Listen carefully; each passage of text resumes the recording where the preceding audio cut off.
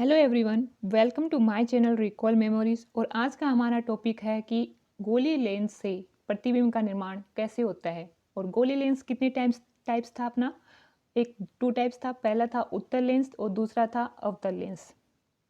तो चलिए स्टार्ट करते हैं आज का टॉपिक, गोली लेंस से प्रतिबिंब का निर्माण कैसे होता है। उससे पहले हम ये देखें कि इसके अपवर्तन के नियम क्या होते हैं, कि ऐसी कौन सी जो दो ऐसी चीज़ें हैं या तीन हैं जिससे हम किसी भी प्रतिबिंब की स्थिति निर्धारित कर सकते हैं। तो पहला पॉइंट है मुख्य अक्ष के समांतर गुजरने वाली किरण। मुख्य अक्ष के समांतर गुजरने वाली किरण उत्तल लेंस से अपवर्तन के पश्चात मुख्य फोकस से गुजरती है। अब देखिए, उत्तल लेंस को हम अभिसारी लेंस भी कहते हैं। और अभिसारी लेंस का मतलब होता है कि एक बिंदु पर केंद्रित करना। एक बिंदु पर केंद्रित करना, किन्हें केंद्रित करना? प्रकाश किरणों को केंद्रित करना। तो देखिए, जो फर्स्ट डायग्राम है उसमें देखिए कि ये उत्तल लेंस है। उत्तल लेंस में क्या हो रहा है कि ये जो आपकी बीचों बीच है ये मुख्य अक्ष है। बीचों बीच क्या आपकी मुख्य अक्ष है। तो मुख्य अक्ष के समांतर प्रकाश किरणें आ रही हैं। और जो प्रकाश किरणें आ रही हैं तो अपवर्तन के पश्चात क्या होती हैं, ये मुख्य फोकस पर एक बिंदु पर से होकर गुजरती हैं। इसी प्रकार क्या होता है अवतल लेंस में, कि जब ये समांतर किरण अवतल लेंस पर आपतित होती हैं, अवतल लेंस पर आपतित होती हैं, तो अपवर्तन के पश्चात अपसारित हो जाती हैं, जिन्हें पीछे की ओर बढ़ाने पर मुख्य फोकस पर मिलती हैं। जैसे कि इस डायग्राम में कर रखा है कि ये अवतल लेंस है, दो फोकस हैं, F1 और F2 है। और इसमें क्या हो रहा है कि ये जो असमांतर किरण है इसके और इस पर मिलती हुई प्रतीत हो रही है F2 पॉइंट पर। इसी प्रकार जो दूसरा पॉइंट है ये जस्ट इसके विपरीत है। जो पहला पॉइंट बोला है उसके जस्ट विपरीत है। कैसे? कि पहले तो क्या हो रहा था कि मुख्य अक्ष के समांतर आ रही थी और मुख्य फोकस से जा रही थी। सेकंड पॉइंट में क्या होगा कि मुख्य फोकस से तो आएंगी और अपवर्तन के पश्चात मुख्य अक्ष के समांतर हो जाएंगी। और इसी प्रकार अवतल लेंस में होगा कि मुख्य अक्ष के तो क्या होगी, मुख्य फोकस पर मिलती हुई प्रतीत होंगी और फिर अपवर्तन के पश्चात मुख्य अक्ष के समांतर हो जाएंगी। तीसरा पॉइंट है अपना प्रकाशिक केंद्र, कि प्रकाशिक केंद्र क्या है, उससे किस प्रकार हम प्रतिबिंब की स्थिति निर्धारित कर सकते हैं। तो प्रकाश किरण जब लेंस के प्रकाशिक केंद्र से गुजरती है तो अपवर्तन के बाद उसकी दिशा में कोई बदलाव नहीं होता है। पीछे की क्लास में हमने देखा कि कोई भी लेंस है, अगर उसकी त्रिज्या R1 बराबर R2 है तो उसका जो प्रकाशिक केंद्र है वो लेंस के मिड पॉइंट से होता है। लेंस के मिड पॉइंट में होता है, मध्य से गुजरता है प्रकाशिक केंद्र। तो क्या है कि प्रकाश किरण जब लेंस के प्रकाशिक केंद्र से गुजरती है तो अपवर्तन के बाद उसकी दिशा में कोई बदलाव नहीं होता है। उसकी दिशा में कोई बदलाव नहीं होता है। फिर है उत्तल लेंस से प्रतिबिंब का निर्माण कैसे होता है। प्रतिबिंब की प्रकृति है वो बिंब की स्थिति पर निर्भर करती है। किस पर निर्भर करती है? बिंब की स्थिति पर निर्भर करती है, क्योंकि बिंब जहाँ जहाँ रखा जाएगा तो प्रतिबिंब की जो स्थिति है वो भी या तो बढ़ेगी या फिर पीछे आएगी। उस प्रकार हम देखते हैं। तो ये तो आपको मस्ट याद रखना है कि प्रतिबिंब की प्रकृति है वो बिंब की स्थिति पर निर्भर करती है। बिंब अनंत से फोकस की ओर आता है तो प्रतिबिंब का आकार बढ़ता है। कि जैसे ये आपका उत्तल लेंस है और अगर बीम यहाँ पर इनफाइनाइट है और वो फोकस की तरफ आ रहा है। अब जो लेंस है उसमें दो फोकस हैं आपकी, यहाँ पर F1 है और यहाँ पर F2 है। जैसे जैसे वो यहाँ साइड आएगा तो क्या होगा, उसका जो प्रतिबिंब है उसका आकार क्या होगा, बढ़ेगा। और प्रतिबिंब का स्वरूप कैसा होगा, वास्तविक व उल्टा होगा। उत्तल लेंस के लिए कैसा होगा, वास्तविक व उल्टा होगा। वास्तविक व उल्टा। लेकिन जब बीम फोकस व प्रकाशिक केंद्र के बीच हो तो प्रतिबिंब आभासी व सीधा तथा बिंब से बड़ा बनता है। ये जो कंडीशन है, ये जो कंडीशन है कि लेकिन जब बिंब फोकस व प्रकाशिक केंद्र के बीच हो तो प्रतिबिंब कैसा बनेगा, आभासी व सीधा और बिंब से बड़ा होगा। ये कंडीशन आपको मस्ट याद रखनी है। बाकी जितनी भी कंडीशंस हैं उसमें प्रतिबिंब है वो कैसा ही बनेगा, वास्तविक व उल्टा ही बनेगा। बट लेकिन फर्स्ट एक ऐसी कंडीशन है कि अगर बीम फोकस और प्रकाशिक केंद्र के बीच है तो प्रतिबिंब आभासी व सीधा तथा बिंब से बड़ा बनेगा। क्वेश्चन कॉम्पिटिटिव एग्जाम में पूछ लिया जाता है और पूछ भी लेंगे कि जब बिंब फोकस व प्रकाशिक केंद्र के बीच हो उत्तल लेंस में, तो प्रतिबिंब कैसा बनेगा? और ऑप्शन दे दिए जाएंगे आपको, वास्तविक, वास्तविक व उल्टा, आभासी, आभासी व सीधा। तो आंसर आ जाएगा आपका आभासी व सीधा। अब नीचे कुछ स्थिति दे रखी है, स्थिति 6 दे रखी है, बिल्कुल आपका जो पीछे अवतल लेंस पड़ा, अवतल दर्पण पड़ा था उसके अकॉर्डिंग है। पूरी 6 कंडीशन दे रखी है। पहली जो बिंब की स्थिति है वो किस पर दे रखी है? पर। दूसरी दे रखी है अनंत व 2f1 के बीच। तीसरी दे रखी है 2f1 पर। चौथी दे रखी है 2f1 व f1 के बीच। पांचवी दे रखी है f1 पर। और 6 दे रखी है f1 व प्रकाशीय केंद्र के बीच। जिस प्रकार हमने दर्पण में प्रतिबिंब के निर्माण की बहुत सिंपल ट्रिक्स से समझा था कि कैसे हम याद रख सकते हैं। आपको पता है कि प्रतिबिंब का स्वरूप है 5 कंडीशन में तो सेम ही रहने वाला है, वास्तविक व उल्टा।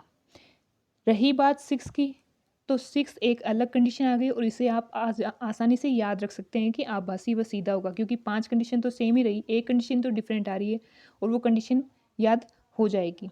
देखिए ये प्रतिबिंब का देखते हैं इसमें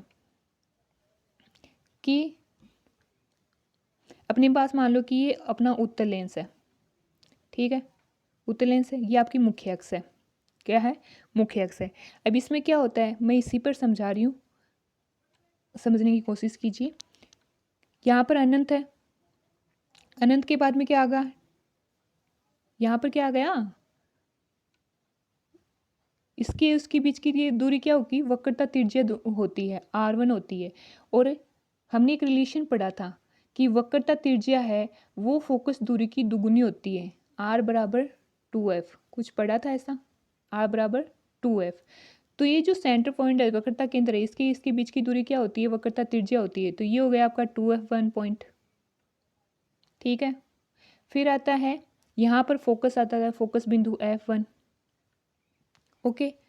फिर आता है आपका इसी साइड में, देखिए दो वक्र पृष्ठ आपके, एक इस साइड वाला है और एक इस साइड वाला है। तो इस साइड वाला जो वक्र पृष्ठ है ये वाला, इस साइड के लिए तो आपकी हो गई f1 2f1 इनफाइनाइट पर, लेकिन इस साइड का जो वक्र पृष्ठ है इसके लिए भी तो इसके फोकस बिंदु, इसकी वक्रता त्रिज्या ये सब आएंगे।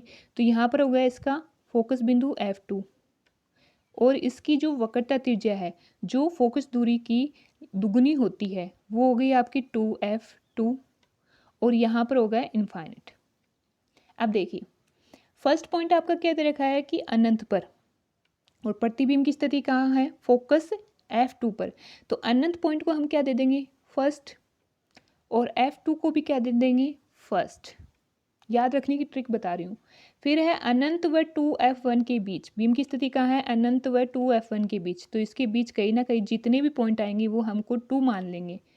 और उसकी प्रतिबिंब की स्थिति कहाँ है? f2 और 2f2 के बीच में। तो इसके बीच में ही प्रतिबिंब की स्थिति आएगी हमेशा इसकी, तो इसको भी 2 मान लेंगे। फिर है 2f1 पर, बिंब की स्थिति कहाँ है? 2f1 पर, तो इसे हम थर्ड पॉइंट मान लेते हैं। और प्रतिबिंब भी कहाँ है? 2f2 पर, तो ये हो गया थर्ड पॉइंट।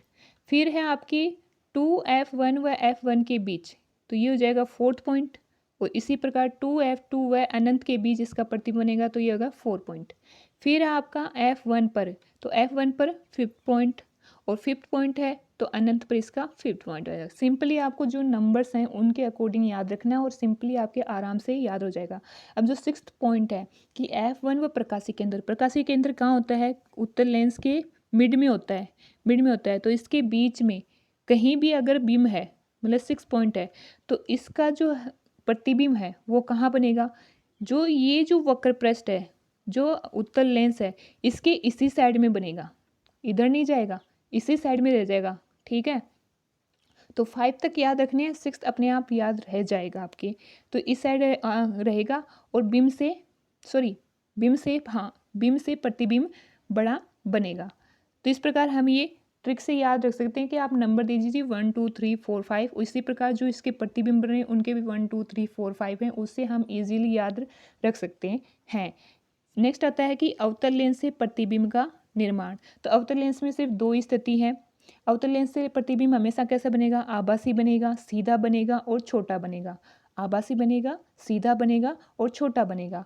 अब देखिए आभासी और जो वास्तविक है उसका भी मैंने डेफिनेशन आपको अवतल दर्पण में, दर्पण जो टॉपिक पढ़ा था उसमें बता दिया था कि आभासी तो क्या होता है जिसे हम पर्दे पर प्राप्त नहीं कर सकते, और वास्तविक क्या होता है जिसे हम पर्दे पर प्राप्त कर सकते हैं। तो अवतल लेंस के लिए तो प्रतिबिंब कैसा बनेगा, आभासी व सीधा, और इसके लिए सिर्फ 2 ही कंडीशन है, ज़्यादा कंडीशन नहीं है। ज़्यादा कंडीशन किस में है, उत्तल लेंस में। इसके लिए 2 ही कंडीशन है। जैसे यहाँ पर ये हो गया कि ये आपका अवतल लेंस है, ओके, एक यहाँ पर अनंत रख दिया और एक प्रकाशीय केंद्र। प्रकाशीय केंद्र कहाँ पर है, जो अवतल लेंस है उसके मिड में। अगर अनंत पर है तो प्रतिबिंब की स्थिति क्या हो, कहाँ होगी, फोकस F1 पर होगी। कैसी होगी, आभासी व सीधा। फोकस F1 इसी साइड आएगा, इस साइड नहीं आएगा। अनंत व प्रकाशीय केंद्र के बीच है तो प्रतिबिंब स्थिति कहाँ होगी, फोकस F1 तथा प्रकाशीय केंद्र के बीच। और प्रतिबिंब का स्वरूप कैसा होगा, आभासी व सीधा। फिर आता है कि लेंस सूत्र क्या होता है। तो लेंस सूत्र होता है 1/f बराबर 1/v माइनस 1/, जहाँ पर f क्या होती है, फोकस दूरी। f क्या होती है, फोकस दूरी। v होती है प्रतिबिंब की दूरी और u होती है बिंब की दूरी।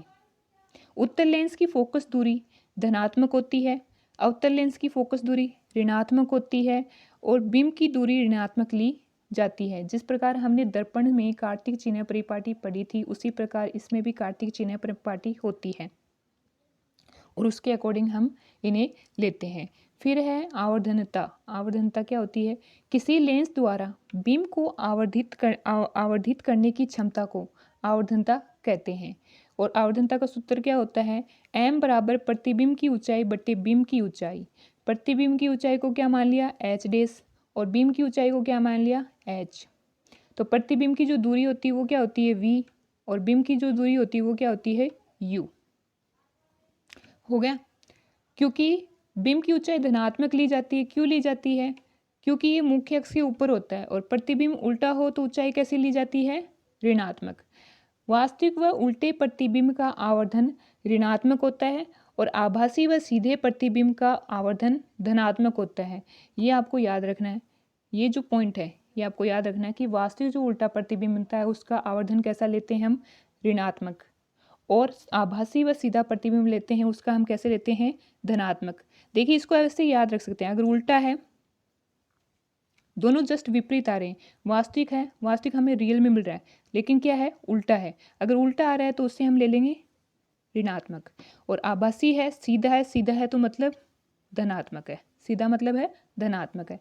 फिर आती है लेंस की क्षमता। लेंस की क्षमता क्या होती है, किसी लेंस की फोकस दूरी का व्युत्क्रम लेंस की क्षमता कहलाती है। फोकस दूरी का व्युत्क्रम ही क्या कहलाती है, लेंस की क्षमता कहलाती है। इसका ऐसा ही मात्रक क्या होता है, डायोप्टर होता है। और सूत्र क्या होता है, P बराबर 1/f। P बराबर 1/f, और f क्या किस में होता है, मीटर में होता है। f किस में होता है, मीटर में। उत्तल लेंस की क्षमता धनात्मक ली जाती है और अवतल लेंस की क्षमता ऋणात्मक होती है। और इसे हम नॉर्मली क्या कह सकते हैं, चश्मे का नंबर भी कह सकते हैं। जैसे मान लीजिए अगर मैंने यहाँ पर फोकस दूरी है वो हमने ले ली 2 मीटर, 2 मीटर ले ली, और मैंने पूछ लिया कि लेंस की क्षमता क्या होगी, तो P बराबर 1/f, तो 1/2, और 1/2 आ गया तो 0.5, और जो पावर है, जो लेंस की पावर है उसका मात्रक क्या होता है, डायोप्टर होता है, तो 0.5 डायोप्टर हो गया। ठीक है, इस प्रकार से जो हमारा लेंस से प्रतिबिंब का निर्माण था वो टॉपिक कंप्लीट होता है।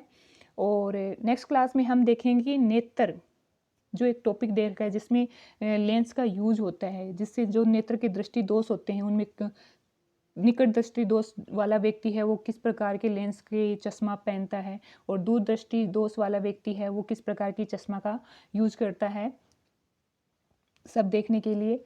तो आज का टॉपिक यहीं पर कंप्लीट होता है। मिलते हैं नेक्स्ट वीडियो में, नेक्स्ट क्लास में। तब तक के लिए पढ़ते रहें और अपने सपनों को पंख देते रहें। जय हिंद।